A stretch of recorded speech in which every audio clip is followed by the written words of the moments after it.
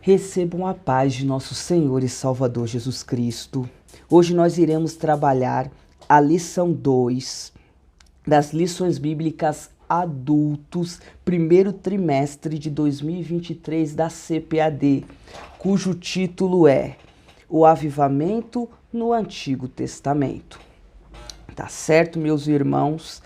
Então, esse é o canal Evangelho Verdadeiro, uma visão analítica. Se você ainda não é inscrito neste canal, inscreva-se e compartilhe o nosso conteúdo. Vamos fazer a leitura do texto áureo que compõe essa lição e na sequência nós vamos aqui fazer a apresentação do nosso raciocínio para a aula de hoje. Então vamos fazer a leitura aqui no Antigo Testamento, no livro de Êxodo, capítulo de número 34, versículo de número 10, parte A, que nos diz assim a palavra de Deus. Então disse, eis que eu faço um concerto, farei diante de todo o teu povo maravilhas que nunca foram feitas em toda a terra, nem entre gente alguma. Bom, com a leitura desse texto áureo, vamos aqui iniciar a nossa argumentação para a aula de hoje. Então eu convido, caro aluno, caro professor, para que vocês assistam esse vídeo até o final, tá certo? Então, a nível de introdução, nós podemos perceber que Deus realizou vários avivamentos no Antigo Testamento. O que é que isso tem a nos dizer? Bom, primeiro que o povo de Deus sempre tende à morte espiritual. E Deus sempre tenta providenciar uma ferramenta para resgatar o seu povo dessa morte espiritual, que seria justamente o próprio avivamento. Ou seja, a aula de hoje vai dar continuidade ao raciocínio construído na aula 1. Então, se você não assistiu a aula 1, convido para que você assista, tá certo? Então, ou seja, o que seria avivamento? Avivamento, de fato, é um retorno às origens, ou seja, trazer vida a algo que está morto. Então, o povo de Deus, na sua origem, no seu estabelecimento, possui vida.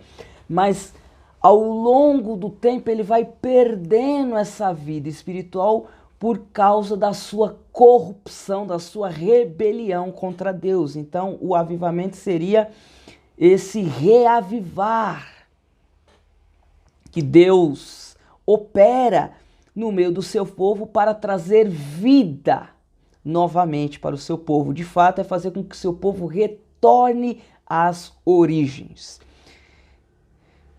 Vale aqui também a gente fazer uma ressalva a respeito do nosso estudo de hoje. Nós não vamos fazer aqui uma descrição exaustiva de todos os avivamentos que Deus já produziu no Antigo Testamento.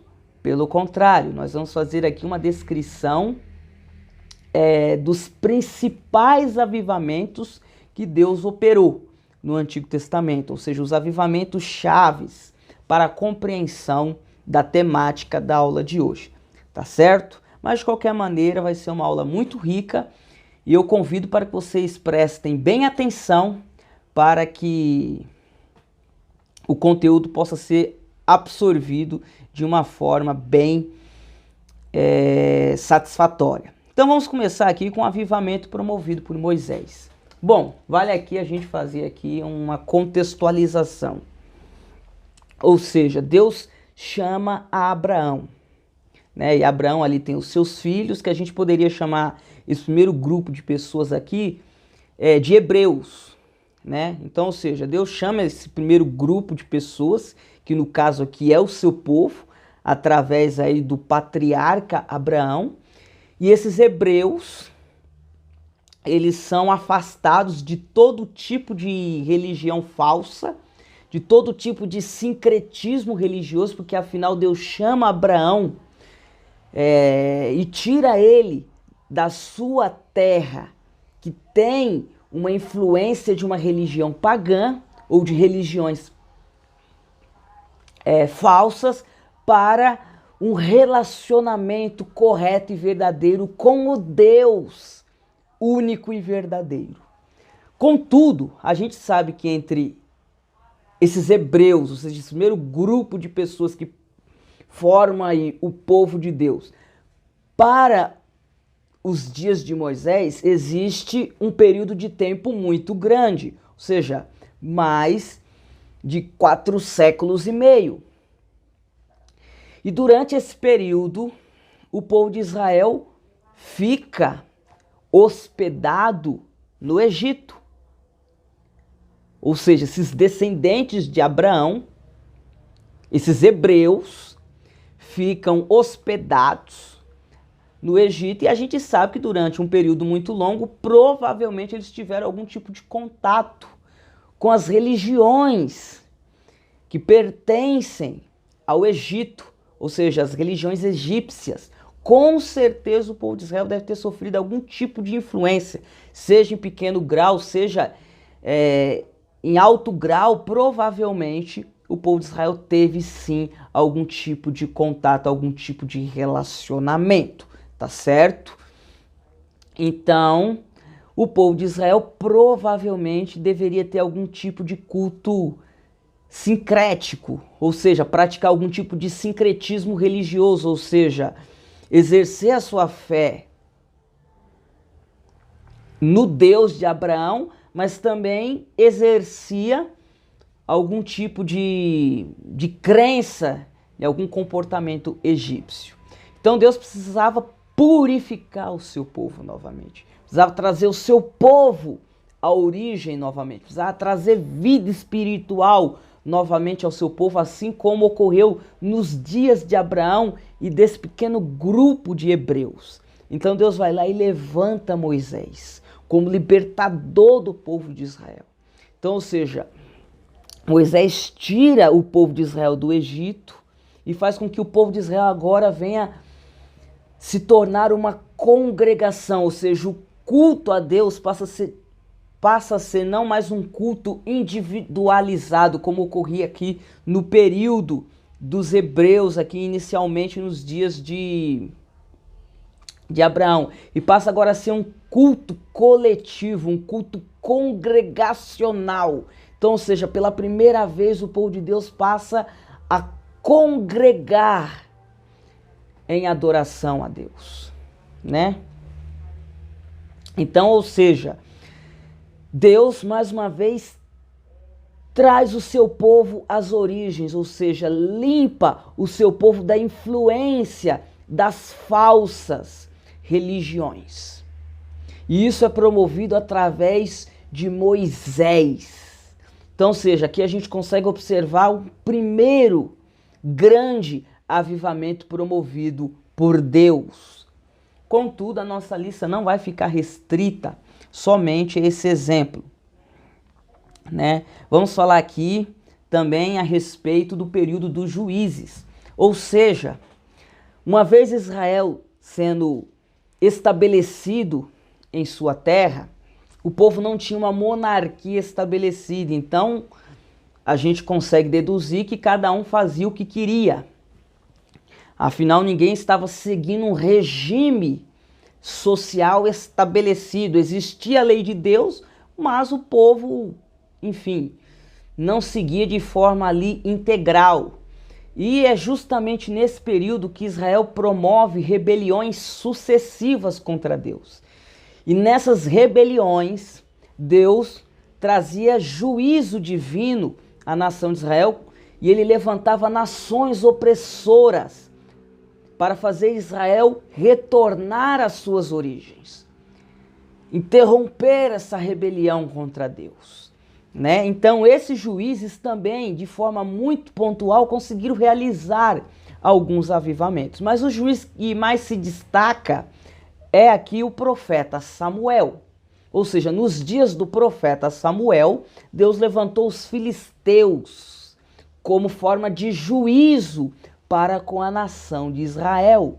E os filisteus de fato estavam afligindo de forma cruel a nação de Israel, mas Deus iria levantar esse juiz, que no caso agora é profeta de Israel, para estabelecer um avivamento que daria origem à própria monarquia em Israel. Vamos ler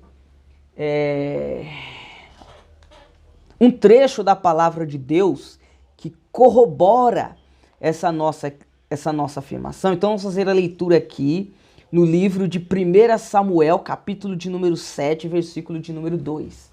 Vamos ver esse avivamento aqui promovido pelo profeta Samuel. Então aqui no livro de 1 Samuel, capítulo de número 7, nos diz assim o versículo de número 2. A arca ficou em Quiriate-Jearim bastante tempo, isto é, mais ou menos 20 anos, e toda a casa de Israel suspirava pelo Senhor. E disse Samuel a toda a casa de Israel: se de todo o vosso coração vos converteis ao Senhor, tirai dentre vós os deuses estranhos e as astarotes, preparai o vosso coração ao Senhor e servi a Ele só, e Ele vos livrará das mãos dos filisteus. Então os filhos de Israel tiraram dentre si aos balins, as astarotes, e serviram só ao Senhor. Então, ou seja, o profeta Samuel, por o povo estar suspirando, está angustiado pela opressão dos filisteus, e a opressão dos filisteus justamente era uma resposta de Deus à rebelião de Israel. Deus levanta o profeta Samuel para dizer: olha, existe um remédio. Qual é esse remédio? É vocês se converterem, ou seja, vocês abandonarem essa rebelião, abandonarem esses pecados, retornarem para Deus como ao princípio, como quando vocês serviam somente a Ele, e Deus vai livrar vocês dos filisteus. E a Bíblia nos diz que assim fez o povo de Israel. Então aqui a gente consegue ver Deus promovendo um outro avivamento no meio de Israel, agora através do profeta Samuel. Mas existe aqui um outro exemplo para a gente citar, que seria o exemplo do rei Davi.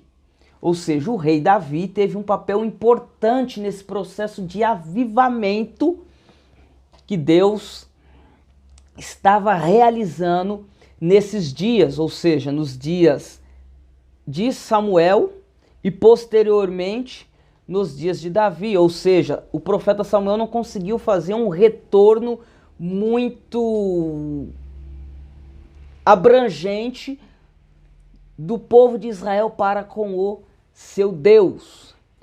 Precisou de Deus dar continuidade a esse processo através do rei Davi. Então, ou seja, o rei Davi se levanta como o segundo rei agora de Israel, mas o rei segundo o coração do Senhor, e promove no meio do povo de Israel um grande avivamento, porque ele traz a arca de Deus para Jerusalém e centraliza a adoração na nação de Israel. Além disso, ele organiza todo o culto judaico, organizando os sacerdotes, os levitas, enfim, os cantores. De fato, Davi promove um grande avivamento em Israel, ou seja, um grande retorno de Israel para o Deus verdadeiro, trazendo vida espiritual novamente para o povo de Israel, fazendo com que o povo de Israel obedecesse a Deus novamente. E é justamente nos dias do rei Davi que Deus elimina por completo a opressão dos filisteus sobre o povo de Israel. Afinal, os filisteus eram justamente um instrumento de juízo pela rebeldia.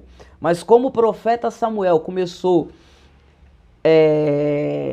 a promover esse avivamento. E Davi complementa e completa, desculpe pela redundância, esse avivamento. Deus livra o povo de Israel desse jugo opressor dos filisteus. A gente pode até, para ilustrar essa minha fala, fazer a leitura de um outro trecho da palavra de Deus, aqui no segundo livro do profeta Samuel. Então, segundo livro do profeta Samuel, capítulo de número 6, versículo de número 1. Olha só o que nos diz a palavra de Deus. E tornou Davi a ajuntar todos os escolhidos de Israel, em número de 30.000. E levantou-se Davi e partiu com todo o povo que tinha consigo para Baalim de Judá, a fim de levarem de lá para cima a arca de Deus, sobre a qual se invoca o nome do Senhor dos Exércitos, que se assenta entre os querubins. Então, ou seja, aqui o texto sagrado nos afirma que de fato Davi promove essa centralização da adoração para com Deus em Jerusalém através desse estabelecimento, desse fixar da arca de Deus em Jerusalém. Então, ou seja, que Deus completa esse processo de avivamento que ele dá início nos dias do profeta Samuel. Contudo, não obstante, Israel volta a pecar contra Deus. Israel volta a se rebelar contra Deus. E Deus, mais uma vez, tem por necessidade realizar outros avivamentos em Israel, agora por outros reis posteriores ao rei Davi. Seria aqui no caso o rei Ezequias. Ou seja, o rei Ezequias, ele promoveu um grande avivamento nos seus dias, porque Israel tinha se rebelado de forma muito veemente contra Deus. Deus estava castigando Israel com nações que estavam invadindo e oprimindo Israel novamente. E agora Deus levanta o rei Ezequias para que ele promova esse avivamento, ou seja, esse retorno às origens, ou seja, fazendo com que o povo retorne a obedecer a Deus. Tá certo? E onde a gente pode encontrar esse ato de Ezequias na Bíblia Sagrada? Então vamos pegar aqui um exemplo que ilustra essa nossa fala em segundo livro de Reis, capítulo de número 18, versículo de número 1. Então, segundo livro de Reis,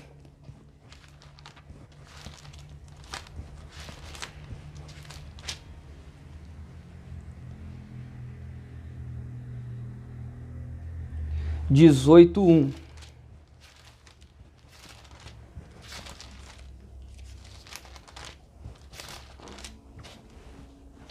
Nos diz assim a palavra de Deus. No terceiro ano de Oséias, filho de Elá, rei de Israel, começou a reinar Ezequias, filho de Acás, rei de Judá. Tinha 25 anos de idade quando começou a reinar. E 29 anos reinou em Jerusalém. Era o nome de sua mãe, Abi, filha de Zacarias. Fez o que era reto aos olhos do Senhor, conforme tudo o que fizera Davi seu pai. Tirou os altos, quebrou as colunas, deitou abaixo os postes ídolos, despedaçou a serpente de bronze que Moisés fizera, pois até aquele dia os filhos de Israel lhe queimavam incenso e lhe chamaram Neustã. Confiou no Senhor Deus de Israel, de maneira que depois dele não houve seu semelhante entre todos os reis de Judá, nem entre os que foram antes dele. Então, ou seja, vocês viram aqui como foi ampliada essa reforma espiritual que Ezequias realizou no seu reinado. E com isso culminou em um grande avivamento, ou seja, em um retorno às origens, ou seja, o povo de Deus retornando às suas origens. Qual eram as origens? A adoração ao único e verdadeiro Deus, e não esse culto sincrético e politeísta que o povo de Israel estava praticando nos dias de Ezequias. Então vocês conseguem observar que o que é o avivamento? É justamente esse retorno às origens, ou seja, esse retorno à vida, porque a partir do momento, sendo Deus a única fonte de vida, seu povo adorando única e exclusivamente a Ele de forma correta, o povo de Deus possui vida. Uma vez o povo de Deus violando esse relacionamento e começando a adorar falsos deuses, o povo de Deus se desliga do Deus verdadeiro, da única fonte de vida, e perde a sua vida espiritual. Então, ou seja, o avivamento é justamente esse retorno à vida. E como é que se faz esse retorno à vida? Justamente retornando para a verdadeira adoração, para o verdadeiro relacionamento com Deus, como vocês estão observando aqui nos exemplos que a gente está citando. Mas vamos continuar aqui a nossa exposição.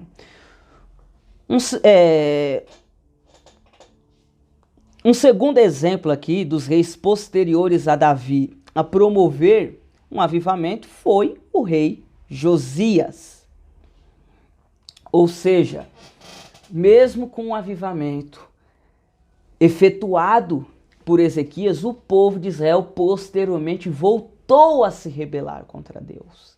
E novamente Deus precisou levantar um grande homem de Deus, que no caso aqui era o rei Josias, para promover esse retorno à vontade perfeita de Deus. E aonde a gente encontra esse exemplo? Nas Escrituras Sagradas, ainda no segundo livro de Reis, capítulo de número 23, versículo de número 21. Eu gostaria que vocês fizessem a leitura comigo, para vocês observar a clareza da palavra de Deus.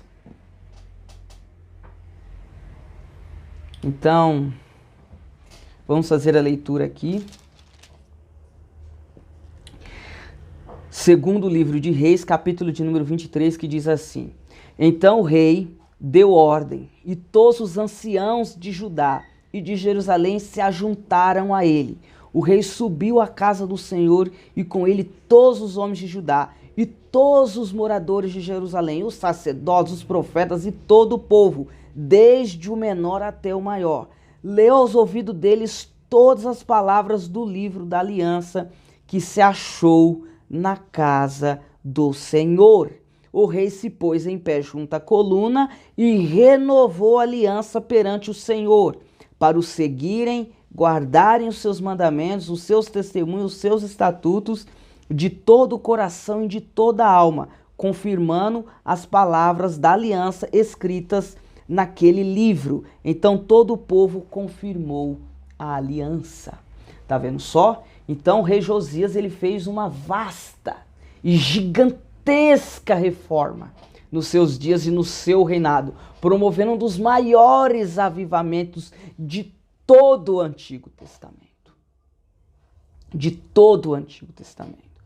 Então, ou seja, literalmente foi um retorno, pelo menos nos dias de Josias, do povo de Deus às suas origens. Ou seja, abandonando o culto politeísta para o culto monoteísta, ou seja, adoração ao único e verdadeiro Deus, da forma a qual ele deseja, da forma a qual ele prescreve.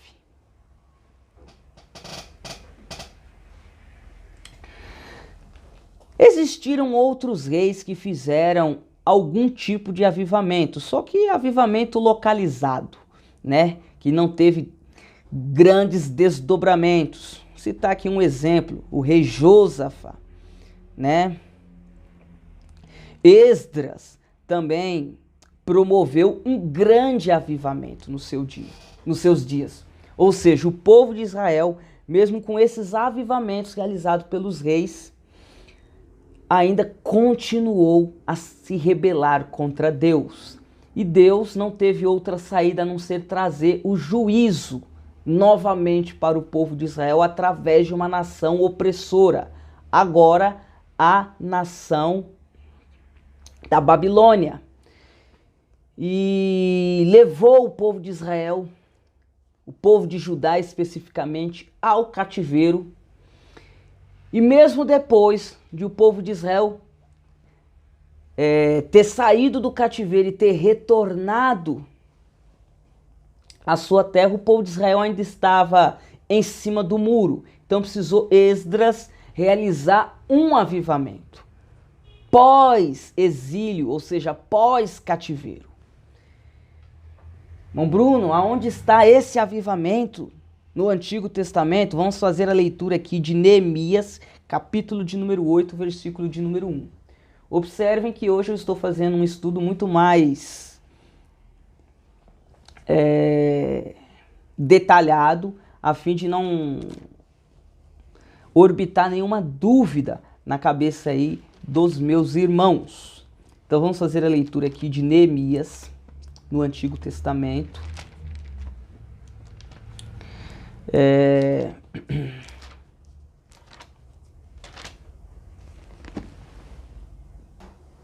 Vamos fazer a leitura aqui em Neemias, capítulo de número 8, versículo de número 1, que diz assim: Chegado o 7º mês, e estando os filhos de Israel nas suas cidades, todo o povo se ajuntou como um só homem, na praça, diante da porta das águas, e disseram a Esdras, o escriba, que trouxessem o livro da lei de Moisés que o Senhor tinha ordenado a Israel. Assim Esdras, o sacerdote, trouxe a lei perante a congregação, tanto de homens como de mulheres, e perante todos os que podiam entender o que ouviam, no primeiro dia do 7º mês.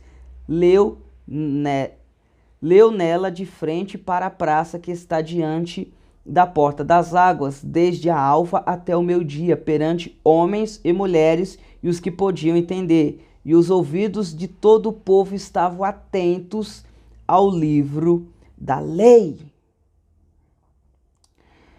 Então, ou seja, irmãos, nesse período, Esdras, o sacerdote, realizou um grande avivamento no povo pós-exílio, ou seja, no povo pós-cativeiro, porque mesmo Deus ainda afligindo o povo, castigando o povo, exercendo juízo sobre o povo continuava com uma rebeldia muito grande, ainda continuava em cima do muro. Então precisou Deus, mesmo depois do cativeiro babilônico, operar esse grande avivamento também nos dias de Esdras. Tá certo? Então, irmãos, está aí algum dos principais avivamentos que Deus realizou e operou no meio do seu povo ao longo da história do Antigo Testamento. Como eu falei no início, não seria aqui uma lista exaustiva, mas simplesmente um apanhado dos principais avivamentos. E o que é que a gente consegue observar em todos esses avivamentos? Quais são os pontos em comum que nos transmite as dicas de como realizar então, ou buscar, melhor dizendo, um avivamento em nossos dias? Bom, todos esses avivamentos, todos, começavam através do ministério profético.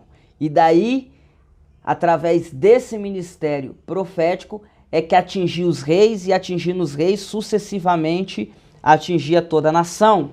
Então, ou seja, é mais ou menos essa a escadinha. Começava através do ministério profético, atingia a monarquia, ou seja, o reino, e consequentemente atingia o povo. Então, ou seja, começava sempre através do ministério profético. O que é que a gente consegue extrair de lição desse raciocínio? Bom, a primeira coisa é que isso demonstra a necessidade de um ministério profético crítico. Ou seja, a gente precisa desse ministério profético, de um ministério que seja crítico ao mesmo tempo. Só que isso é duramente combatido nos dias atuais. Duramente combatido pela liderança. Ou seja, se qualquer homem de Deus ou mulher de Deus se levantar de forma profética e denunciar os pecados, tanto do povo de Deus como da sua liderança, esse profeta é extremamente combatido. Tá certo? Ele é impedido. Então, ou seja, o nosso povo nunca vai experimentar um avivamento caso quebre essa cadeia que a gente conseguia observar no Antigo Testamento do fluxo de um avivamento, começando do ministério profético, atingindo a monarquia e sucessivamente atingindo o povo. Então, ou seja, os profetas vinham, denunciavam o pecado da liderança, a liderança, uma vez convencida dos seus pecados, se arrependia e fazia com que o povo também se arrependesse dos seus pecados. Era esse o caminho, era esse o fluxo, era essa cadeia lógica que seguia os avivamentos no Antigo Testamento. E é necessário que isso ocorra no Novo Testamento. Ou seja, para que Deus venha avivar a igreja nos dias atuais, o ministério profético. Quando eu digo profético, é o Espírito Santo de Deus ter a liberdade de usar seus servos de forma crítica, ou seja, de forma a denunciar o pecado, denunciar os erros, denunciar os desvios, tanto praticado pela liderança como pela própria membresia. Então, ou seja, a liderança, ao invés de combater, de coibir o ministério profético de Deus através dos seus servos, ele aí inspirando os seus servos para denunciar os erros, promovido tanto pela liderança como pelos membros, a liderança deveria incentivar esse tipo de mecanismo. Devia incentivar o ministério profético e não combater e não coibir. Tá certo, irmãos? Então aqui existe um primeiro detalhe importantíssimo que a gente não pode deixar passar em branco. Não existe avivamento quando se restringe o ministério profético, quando tira a liberdade do Espírito Santo de Deus utilizar os seus servos para denunciar o pecado praticado tanto pela liderança, ou seja, pelos líderes, como pelo próprio povo, pela própria membresia em geral. Então não se deve combater esses profetas nos nossos dias, pelo contrário, deve escutar e refletir a mensagem a qual eles estão trazendo, as denúncias a qual eles estão fazendo. Certo? Qual é uma outra lição que a gente aprende produzidos no Antigo Testamento? É que sempre existia um abandono do pecado. Sempre. Sempre e sempre. Tá certo, irmãos? Se a gente observar, sempre existia um abandono do pecado, ou seja, uma conversão. O povo confessava os seus pecados, a sua rebeldia, reconhecia os seus erros diante de Deus. Isso é uma característica de quase todos os avivamentos que a gente citou aqui. E eu vou citar um exemplo dentro da Bíblia Sagrada para corroborar. Vamos aqui pegar o exemplo do avivamento de Esdras, promovido por Esdras.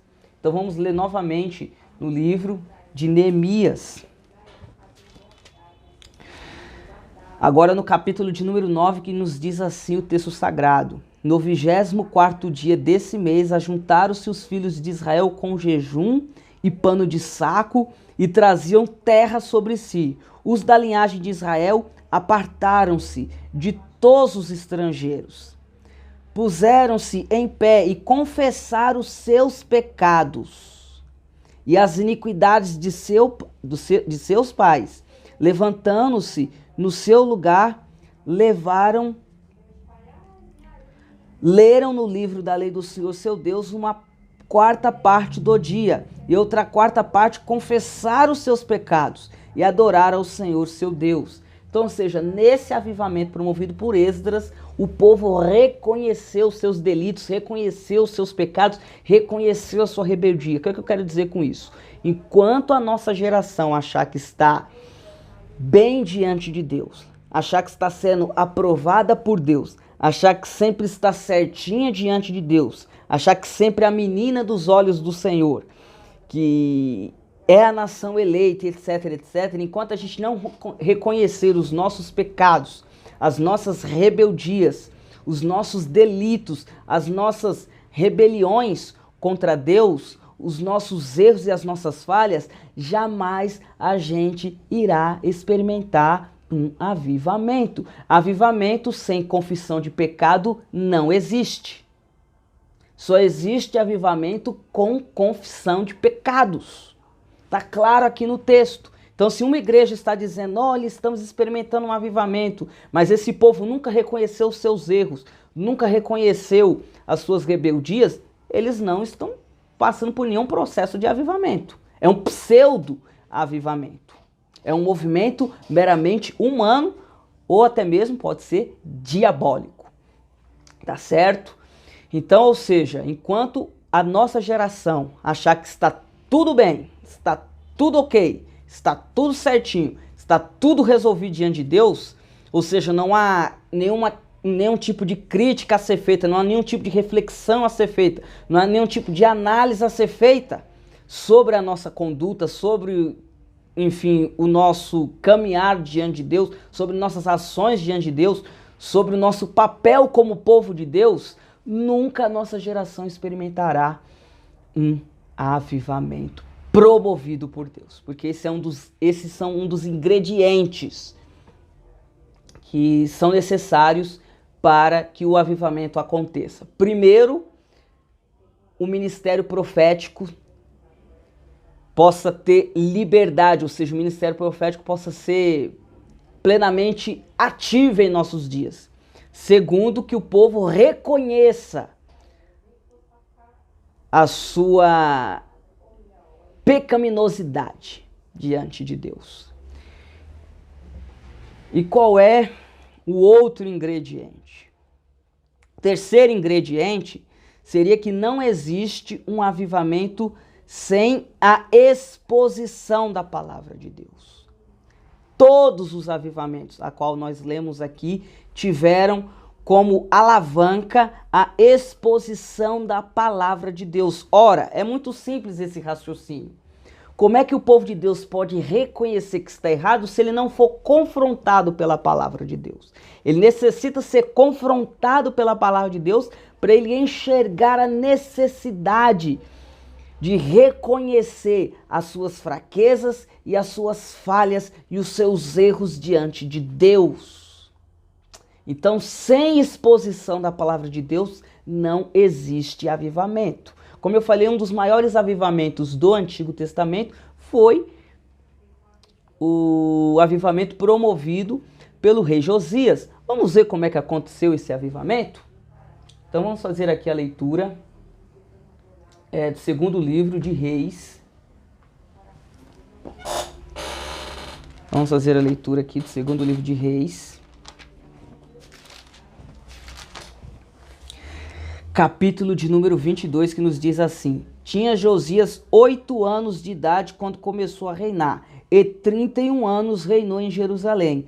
Era o nome de sua mãe, Gedida, filha de Adaías de Boscate. Fez o que era reto aos olhos do Senhor e andou em todo o caminho de Davi, seu pai, e não se apartou dele nem para a direita, nem para a esquerda. No 18º ano do rei Josias, o rei mandou o escrivão Safã, filho de Azalias, filho de Mesulão, à casa do Senhor.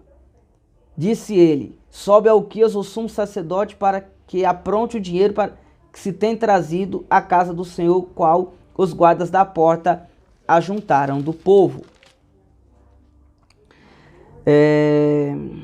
Mais especificamente, vamos ler aqui o versículo de número 8. Disse o sumo sacerdote Uquias ao escrivão Safã: achei o livro da lei na casa do Senhor, Uquias entregou o livro a Safã e este o leu. Então, ou seja, irmãos, nos dias do rei Josias, a palavra de Deus estava perdida no templo. Estava esquecida no templo. E esse sacerdote encontrou e entregou para o rei. Quando o rei teve acesso a esse livro, ou seja, a palavra de Deus, foi que ele percebeu os seus erros, os seus defeitos diante de Deus. E aí ele iniciou esse processo de avivamento. Então, ou seja, se o povo de Deus ele não tiver uma exposição periódica da palavra de Deus, se o povo de Deus não for exposto à palavra de Deus, se a palavra de Deus não for exposta ao povo de Deus de forma sistemática, de maneira nenhuma haverá avivamento. Então, ou seja, para que os ministérios possam sempre ser avivados, é necessário um sempre contínuo incentivo à leitura e exposição da palavra de Deus. Os ministérios precisam incentivar, promover a exposição da palavra de Deus. Não é simplesmente colocar uma escola dominical aqui, dar um cursinho ali. Eles precisam incentivar o povo a enxergar que não existe outra forma de ser uma igreja avivada, de ser uma igreja cheia de vida espiritual, se não for através da exposição da palavra de Deus. Tá certo, irmãos? Esses são os 3 ingredientes principais que a gente consegue observar em todos esses avivamentos aqui do Antigo Testamento, relatados aqui para os irmãos. Então, resumindo aqui o nosso raciocínio, para que a igreja de Cristo experimente um avivamento, ou seja, um retorno às origens, é necessário a gente observar esses 3 ingredientes. Ou seja, nós poderíamos aqui perguntar: será que existe alguma necessidade de avivamento para os nossos dias ou para a nossa geração? E a resposta é um longo sim. Porque, como a gente mostrou aqui, o povo de Deus, ao longo do tempo, sempre tende a se rebelar contra Deus. E é sempre necessário que o povo de Deus retorne às origens. Então, se nós, a nossa geração atual, afirmar nós não precisamos de um avivamento porque nós já somos um povo avivado, nós estamos nos autocolocando em uma posição de superioridade comparado a toda a história do povo de Deus em toda a Escritura Sagrada. E é óbvio que a gente não se encontra nessa posição. Então nós precisamos sim de um avivamento. Deus conta com você, Deus conta comigo e vamos clamar por um avivamento que só Deus pode realizar. Mas não se esquecendo que é necessário que esses ingredientes estejam presentes para que o avivamento aconteça. Que Deus abençoe a cada um de vocês.